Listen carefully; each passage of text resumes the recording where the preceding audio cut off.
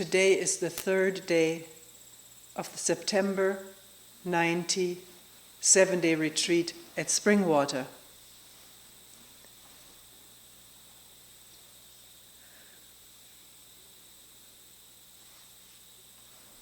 I will continue reading the different questions that have been put since yesterday's talk, because people do find it helpful, even if we can only enter into a few of them, to hear what concerns different participants. And the helpfulness usually comes from having that question oneself. Maybe not feeling sometimes like bringing it up because it is too petty, so one thinks. And then realizing one is not alone with one's concerns, problems.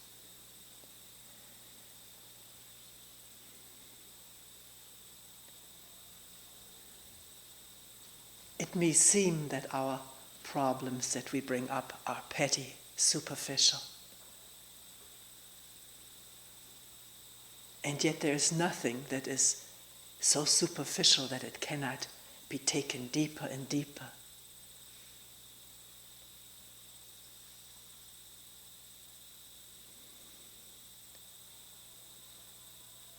Trying to get to the root of our problems.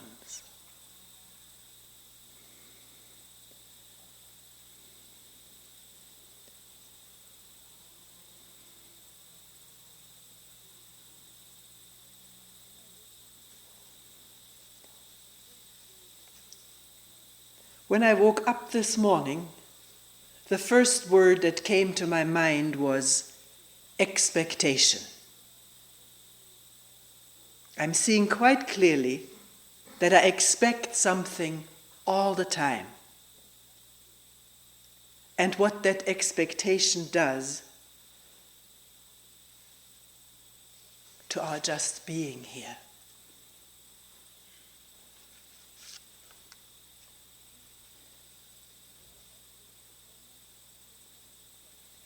Can it be that there has been so much painful threat to the ego of the small child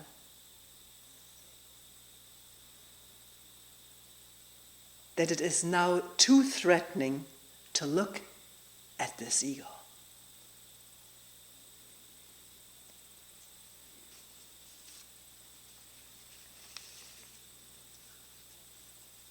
And another person asks, why do we feel so threatened by this work of looking and listening without any separation?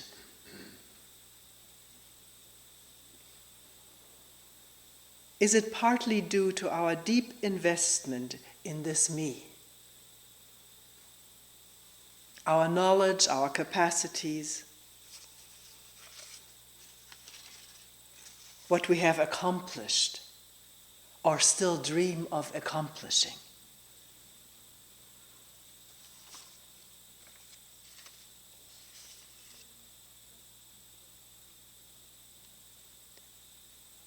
Hearing the questions that are being brought up, I feel I have dealt with most of those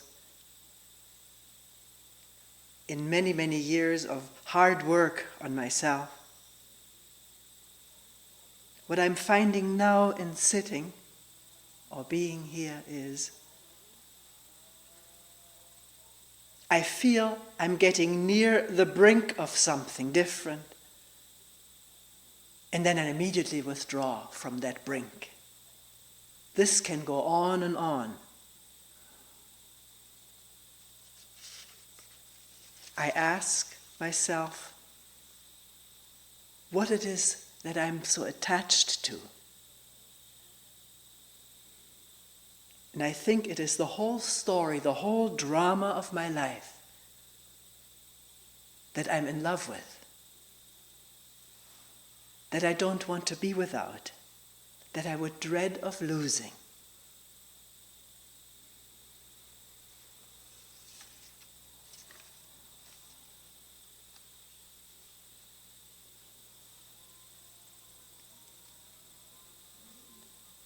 When I am in retreat, the real heavy things of relationship of my daily life don't come up. They come up when I'm not in retreat.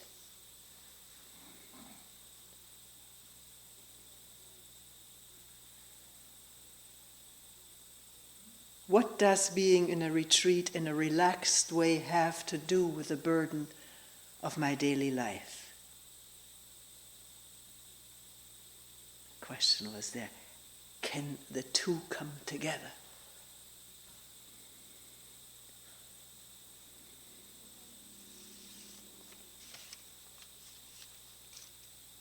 If I leave this retreat with the idea of non-division, that there's no real division, what will that do for my daily life of division in the city?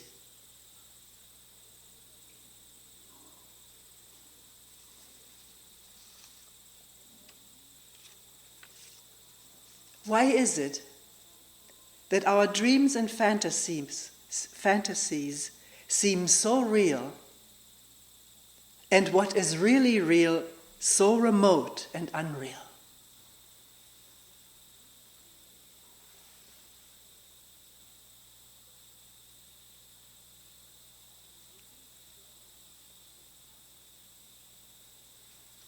I am really scared of a quiet mind. And this may be the basic reason why this mind never stops chattering.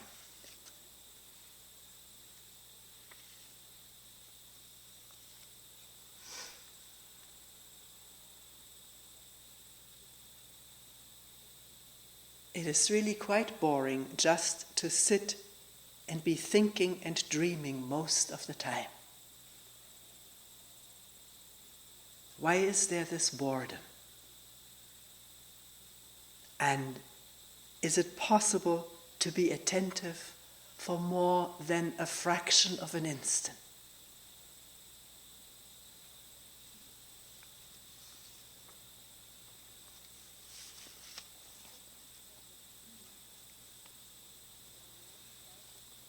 I just discovered anew, after a long bout of anger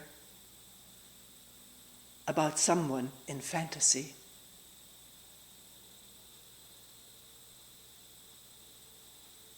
that all these incessant thoughts are not my thoughts. They are just thoughts, and there is no one responsible for them. A realization which brings the incredible relief of not having to do anything about them, fighting them or feeling guilty about them. And with this they lose their tremendous power.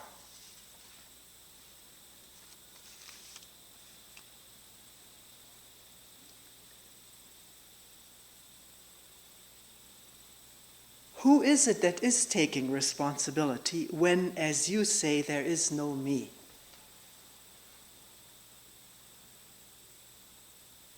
I come to a meeting. I want to resolve problems with you. I take responsibility for that. Isn't there an I in charge?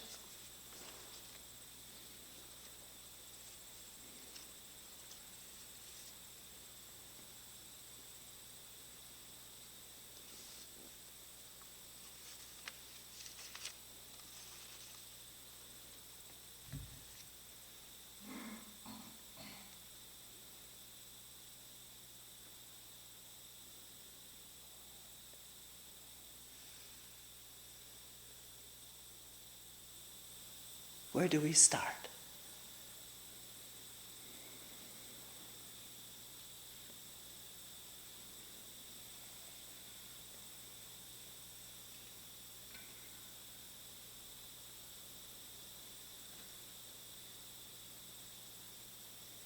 Can we start with expectation? Is there expectation in the mind right now of what this talk will bring, will do for one?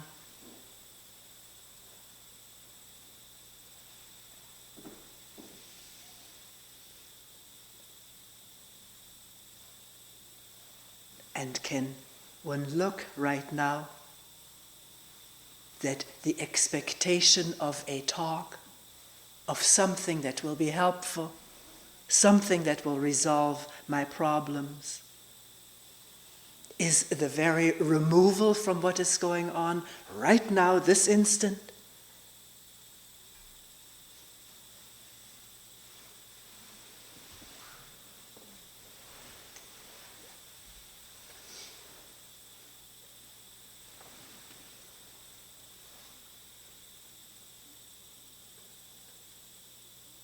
It's a simple question, maybe too simple to look at, because we've heard these words so often.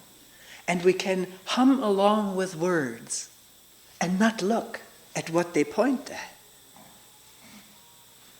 Can one actually see expectation in this mind?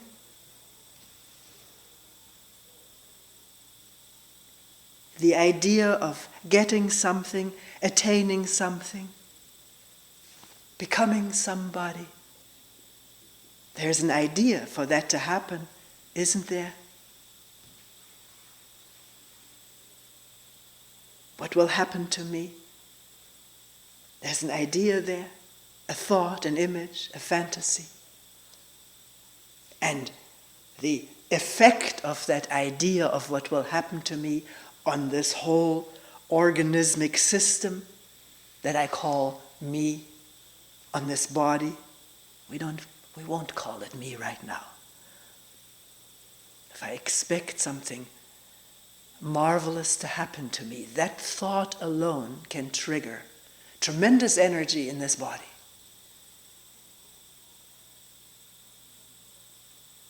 I remember that from early years. What I looked forward to most was my birthday party. It was always a very wonderful time at our house when there was a birthday party. Lots of kids were invited. The table was expanded, and one could imagine all of that. If there were 20 children, there would be 20 gifts. Plus the gifts that my mother bought to give to the children. I would get one of those too. The air of festivity, the cakes, all the goodies. There was extra help that came to the house. And all of the imagination based on past years of that would supply endless excitement. And I realized then even, and I can remember that the party itself wasn't even as exciting as the anticipation of it. Because then it was almost over. It went so fast.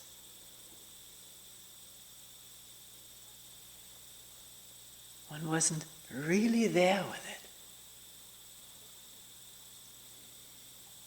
And in expecting a birthday party to take place, one is not with the crickets. The feeling of boredom maybe in the body, what one calls boredom, and does not take time and energy to look at, to be with, to wonder about. Not starting a monumental investigation into boredom. I don't mean that. Just abstaining from the word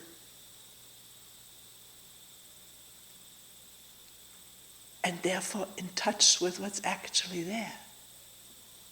Not writing it off with a concept and the reactions to that concept, but feeling it, living it, and noticing expectations coming up for this to end. And the moment the concept arises, there's division. Can you see that? Can we look at that? There's the state of the body, maybe a very unexciting, non-stimulated state. And wanting something more, something exciting, some stimulation. It's not just verbal, the body also seems to crave it. It's like an addiction. Something to happen, and the mind will provide it. What will happen to me at the end of this retreat or during retreat? Creating instant division.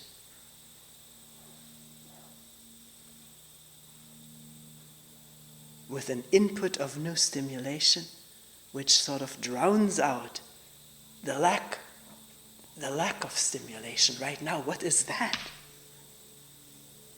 We never touch it, we never contact it.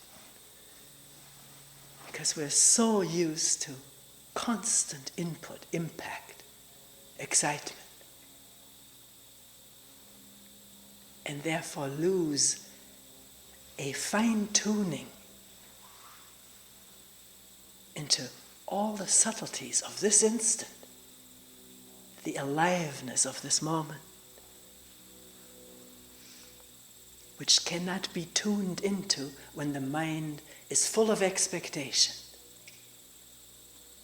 of what will happen later or in a year or 10 years from now.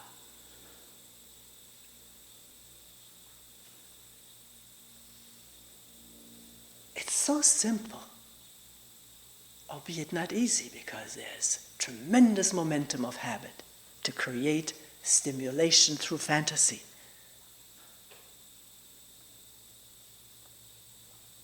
Particularly if we're removed from our daily life, which has built into it stimulation from morning till night. Through the media, through relationship, work, all the noises, the music, the entertainment, the movies.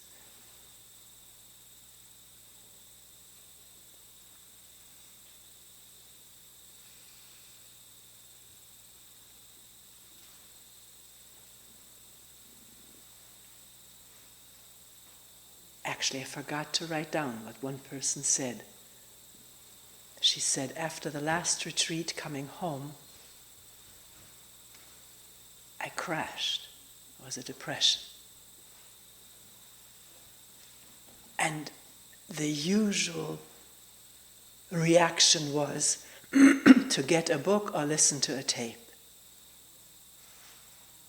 which I didn't do this time. I just remained with whatever this was that I call crashing or depressedness. And I realized for the first time that reading a book or listening to a tape was still dealing with thought, straightening out my thoughts about myself. But this being directly with the stuff was something entirely different. I never realized, I'd never come even close to it. And here it was. And after a few days, it lifted.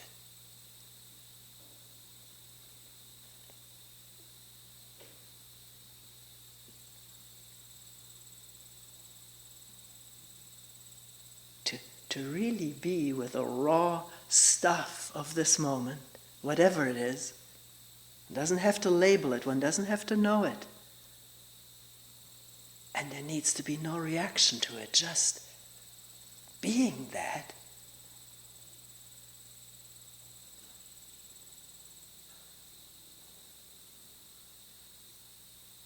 Has nothing to do with expectation.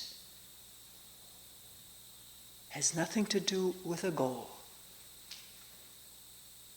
That's already moving away from what? What are we moving away from?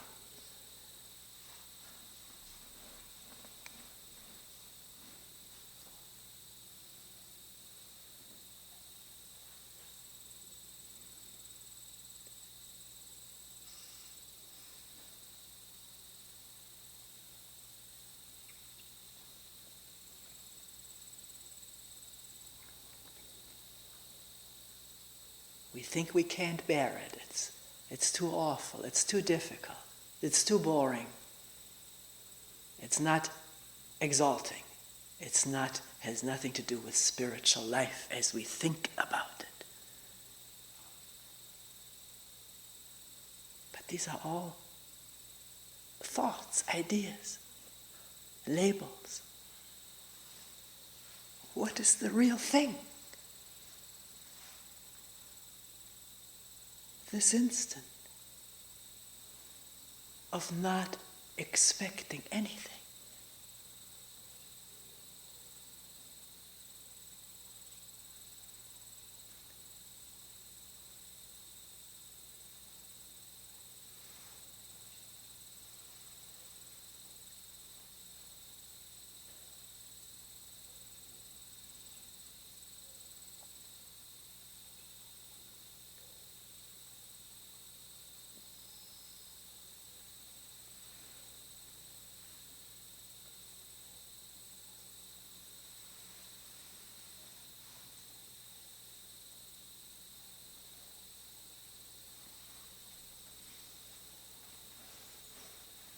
Many of the things we read were about this seemingly endless stream of thoughts which we consider to be my thoughts. We do, don't we? Very rarely does the realization dawn that these are just thoughts.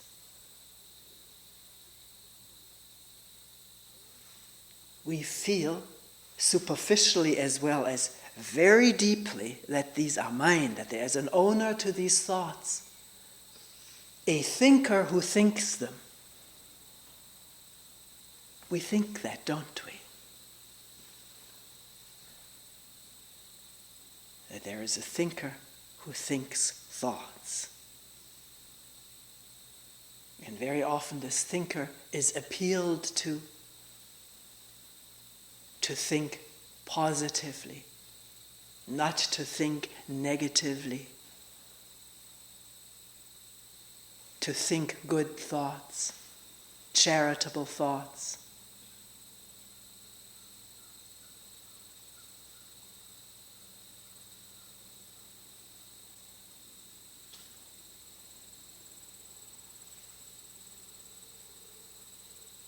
And someone says, I suddenly realized these were not mine. They're just thoughts. There's no owner. And there's no responsibility for them.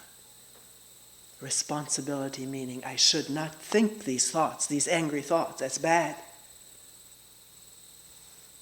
I should think good thoughts, friendly thoughts. That's what we feel is taking responsibility for our thoughts.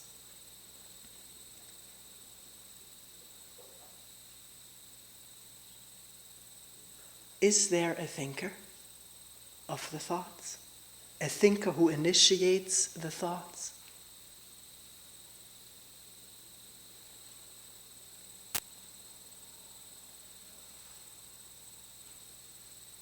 From sheer habit,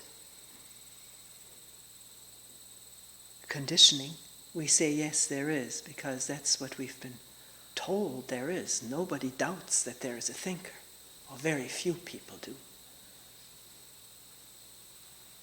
But in looking at it right now, this moment here together, as one person is talking, this thinker, right this moment, is a thought, isn't it? That there is a thinker is a thought. One has never found that thinker. Or else one says, here, this body, this is the thinker. But this is a body.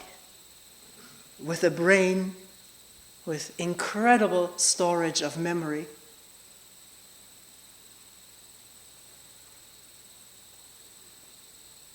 conditioned memory, and archaic memory, even reptilian memory, from our long evolution from the animal kingdom.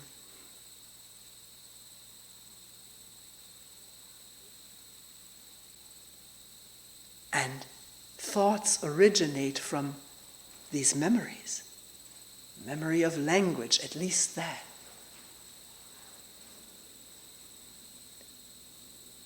Can one wonder about this? Because this is one of the most fundamental divisions in ourselves, me and my thoughts, as though there was a me separate from the thoughts, and the me being a reality independent of thought.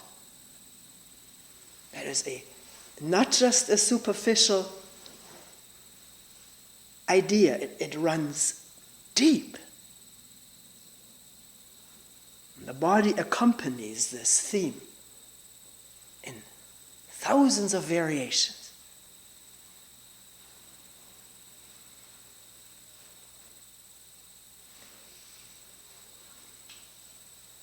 Someone said, well, I came into a meeting this morning. I took responsibility. I decided to do that.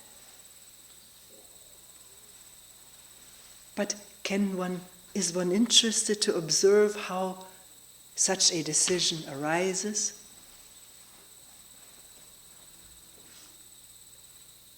There may be the pressure of a problem. One wants closure to a problem. And maybe in discussing it with someone, so thought anticipates there may be closure. One may understand something about the problem. So thought and memory is already active.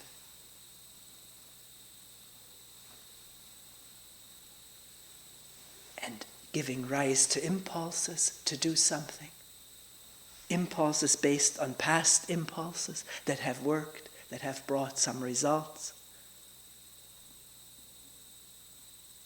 I think I mentioned in the last retreat, hearing about an experiment in which impulses to do something or to intend something were measured on with the help of electrodes attached to the brain of a subject.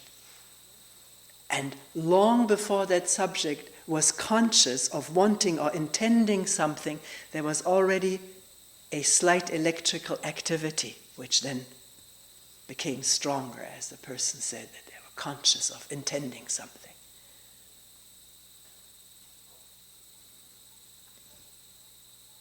I haven't read the experiment yet. I'm interested. I'm going to write for it and look at it. And that even may be neither here nor there, because one can watch for oneself. And if the attention, the awareness is subtle, then there is awareness of subtler impulses arising from memory with its wanting and fearing, trying to get or trying to withdraw.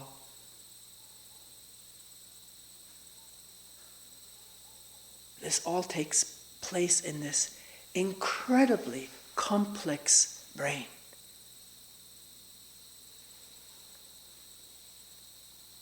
And body is connected totally integrally to this whole physical system of muscles, tissue, glands, organs. And the bodily physical feeling that results from thoughts and impulses lends these impulses the feeling that there's something real, there's a real entity there, because it's felt in this body. And we say, this is my body. But where is the owner other than in thought?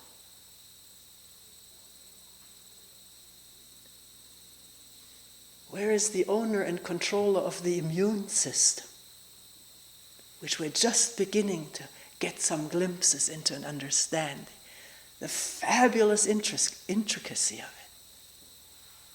We never even knew about it before, at least before I read about it in a magazine somebody gave me. That this was going on in this body, unbeknownst to me.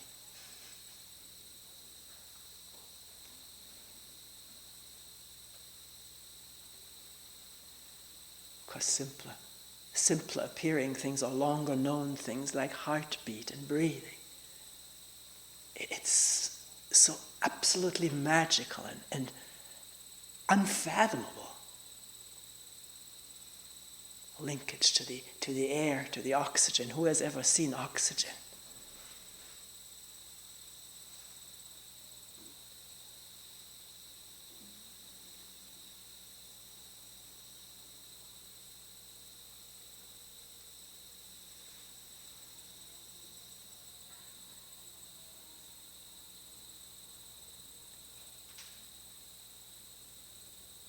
In discussing this in the meeting, the person said, but these thoughts do come from me. And my question immediately is, well, what is this me? Let's find it. Not just live with an assumption which creates so much division and so much pleasure,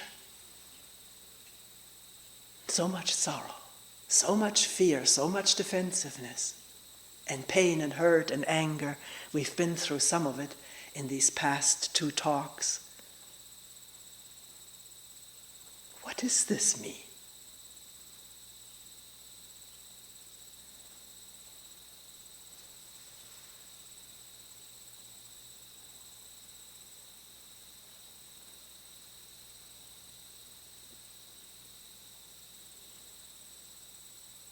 People say, I know there is something.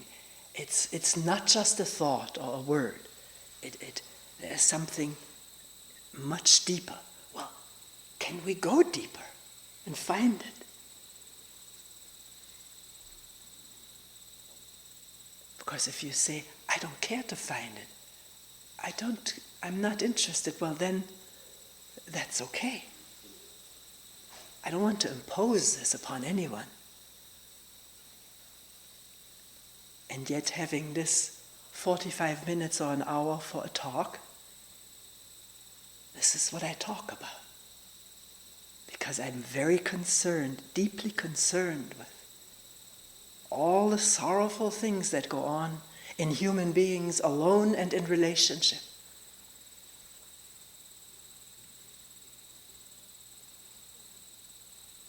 And there's something, and has been something within,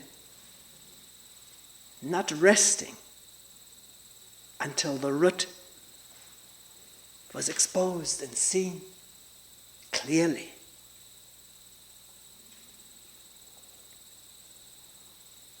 Not just once, but in our moment-to-moment living to come upon it, so that there's freedom from confusion.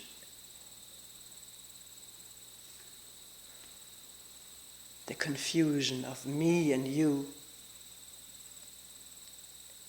not 2 separate organisms with their separate backgrounds, their different cultural, educational, psychological conditioning. And yet, as we were looking at it yesterday, these differences are relatively superficial.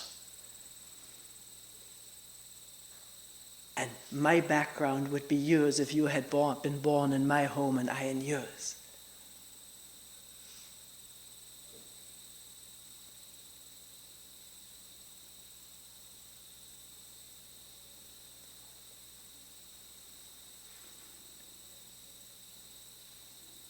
So, looking inwardly to find what is this meanness, which is so heavily defended, like the crown jewels in England. Fortress around it, guards around. what is that jewel? What we think is a jewel, what is it? What is it made up of?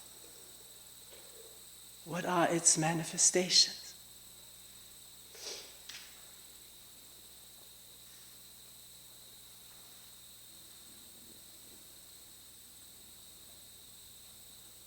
The person who said there was a fresh insight that there is no one responsible for these thoughts, they are just thoughts, felt an enormous relief at not having to react to all of this.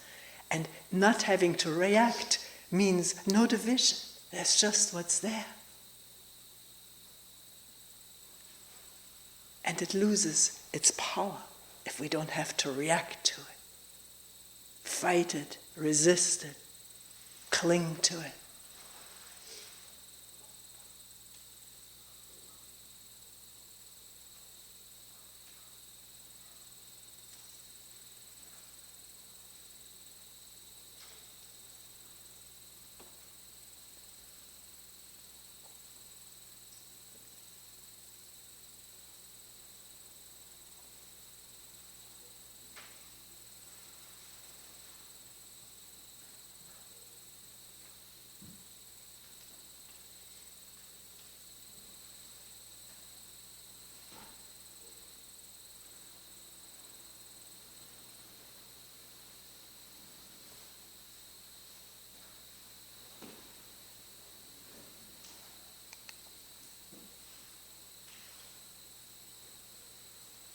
Actually, thought itself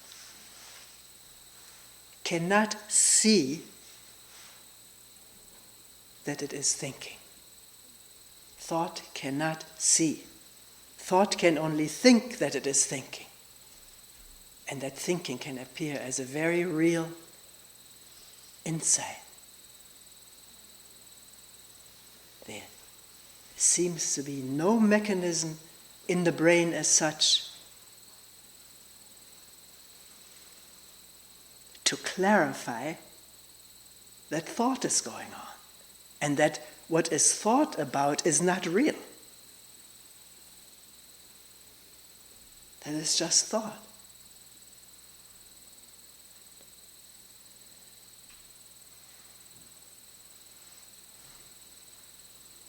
So no matter how hard we think about all of this, it doesn't bring clarity. We come upon that, don't we? Thinking, trying, a problem arises and the immediate reaction is to think about it. What can I do about it? How can I solve it? How can I counteract it? And not just once, but over and over and over again, we think about our problems. The way the language operates, we think as though there was a thinker. I use that language too. And when I try not to use it, people say, why do you use this artificial way of talking? But sometimes it is used to get off of this constant reinforcement of the idea that there is an I that is doing that.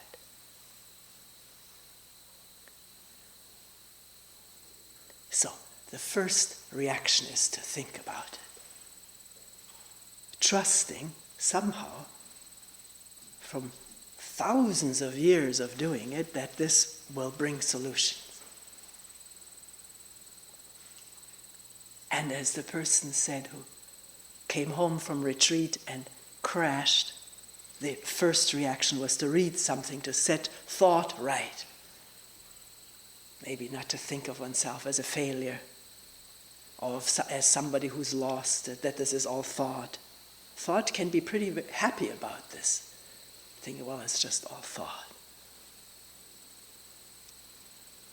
But that's not being with the situation as such and seeing it, touching it, living it. Not with the aid of thought, but with the immediacy of aliveness, of all the senses there. unseparated, awake, not cut up by thinking. Right now, in listening, the breeze stirring the leaves and the branches rubbing. I used words, but it's not words and sound and thoughts, is it? Listen.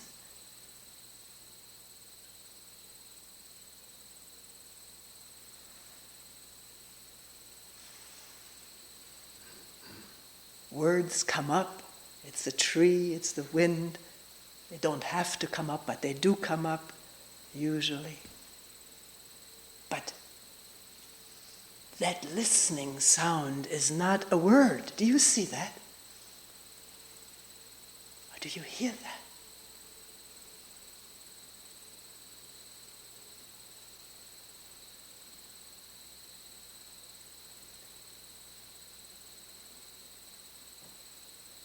The rustling, the sound of the whatever those insects are. And the heart beating, the breathing.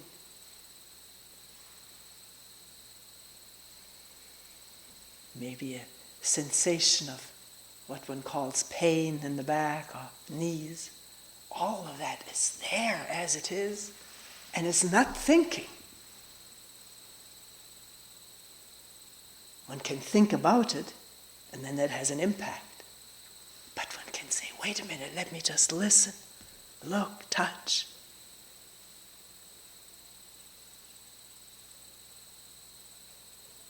Then what is everything without the word?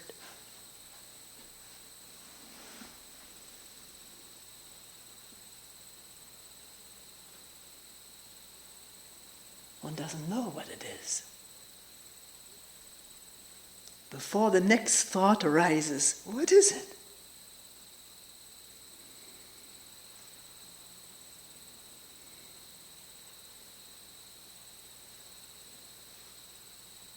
We're not asked to come up with a thought or a word.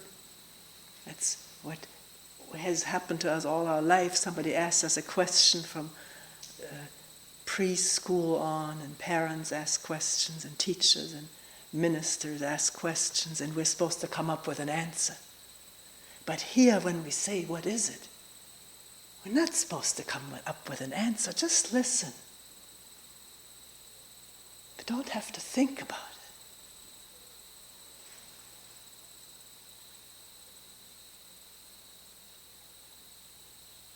To realize that can be a tremendous relief.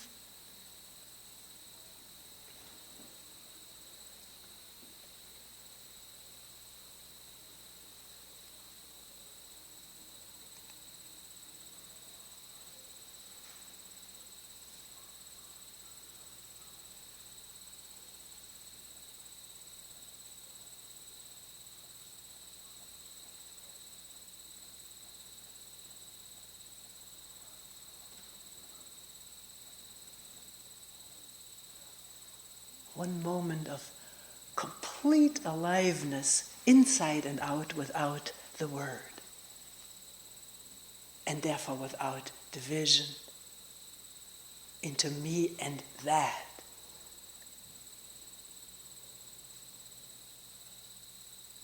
That's the result of thought.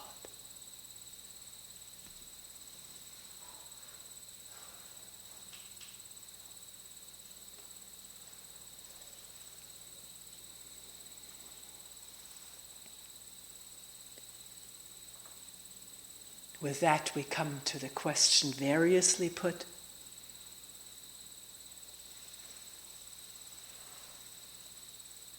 By us. We are asking these questions together. They come up, they pop up here and there and here in the human mind.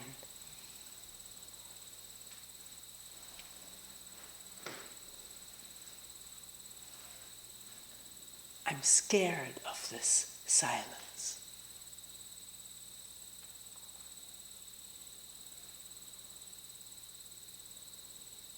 a moment of not being there so quickly brings a tremendous threat.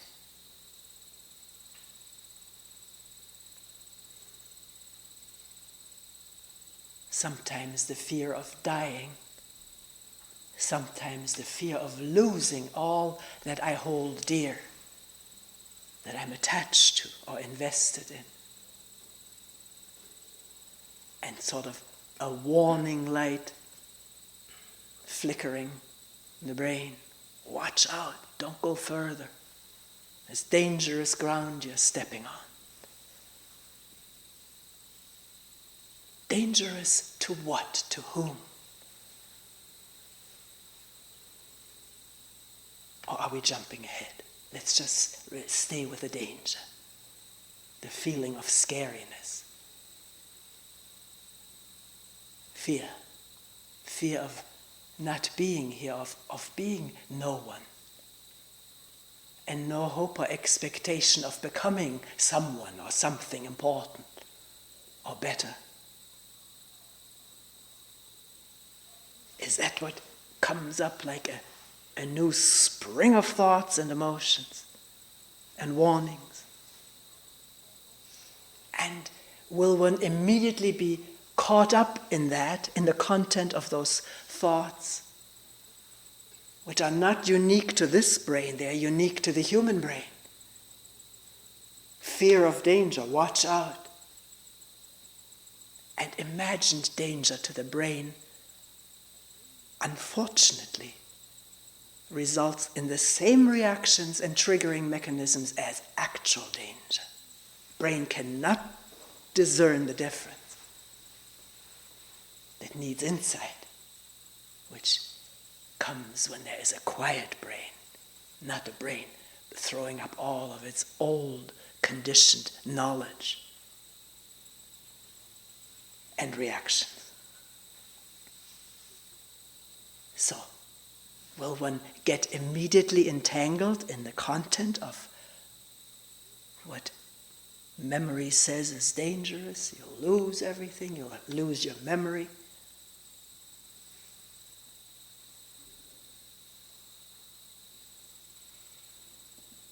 One person once said to me a while ago, I read that Krishnamurti forgot all about his brother in the course of his life. I don't know if I want to forget about the past. That seems inhuman. So that comes up, that remembrance, somebody forgot about his brother by being here now with all the human beings who are our brothers and sisters. Not in a sweet, syrupy way, but really so, it's true. We are one interrelated family right now, regardless of where I was born or you were born, or what my particular so-called blood family is. We are related, and we can be lovingly related, even though there's, we think, not the same blood flowing through our veins. That probably needs a lot of investigation. We probably have blood from everybody. Because where do we all come from? From one common pool of ancestry. So we mourn and grieve the loss of our relatives.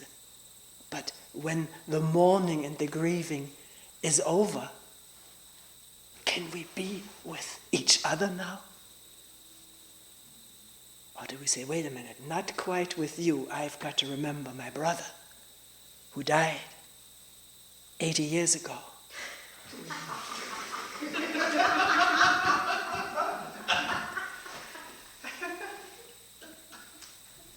Actually,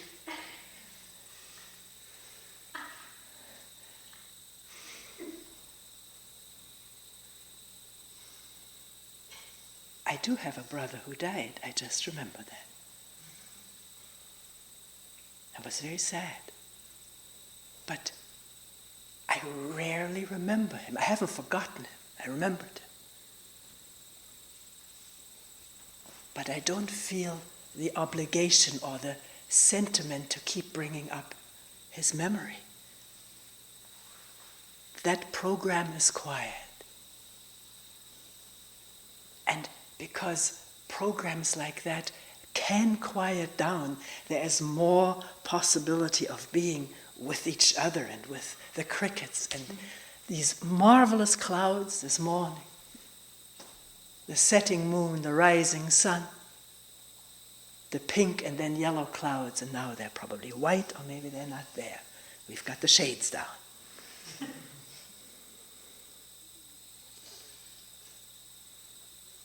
Why do we trust our fantasy of what will be there if there is no holding on to this thought of me?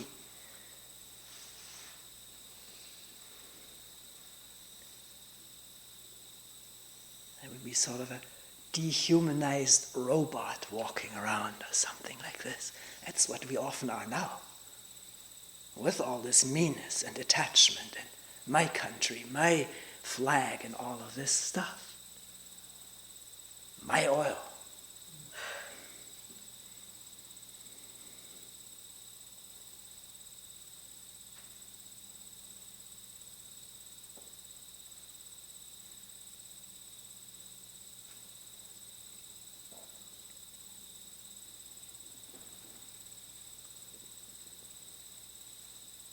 So when the scaredness actually manifests at a moment of there having been no feeling of me presence, just presence. If scaredness, fear, danger feelings manifest, why not look at them, not believe in them and not disbelieve them, but question it. And questioning doesn't mean starting to think about it, but be with that manifestation, be that manifestation without division. And if it happens instantly, it will be gone instantly. Before this thought has had a chance to trigger the 30,000 chemicals in cells and tissues, and the body is all heaving with emotion, which creates new thoughts about me and etc.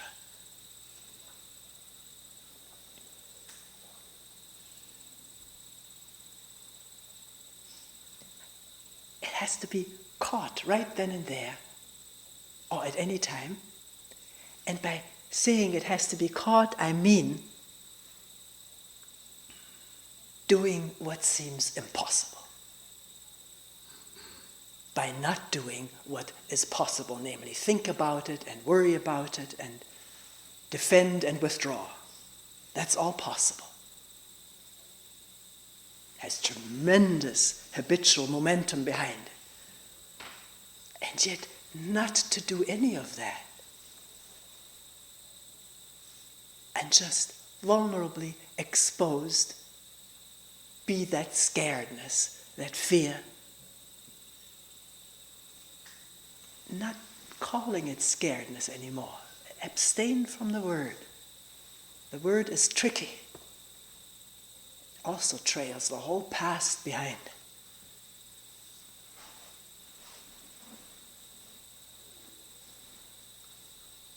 it. Maybe it can be called a moment of dying.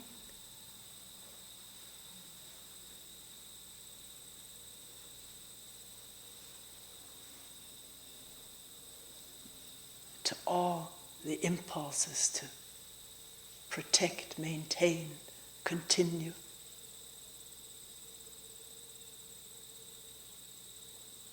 Not knowing is dying.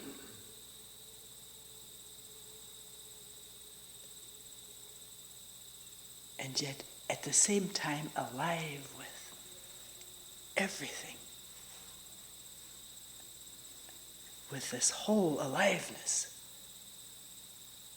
inside and out.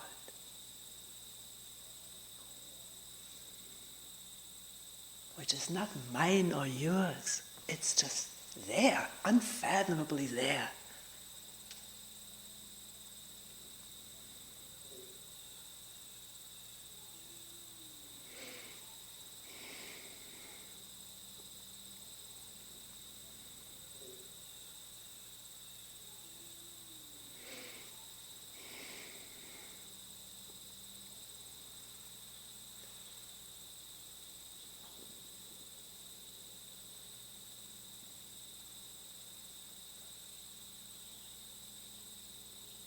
We will end here for today.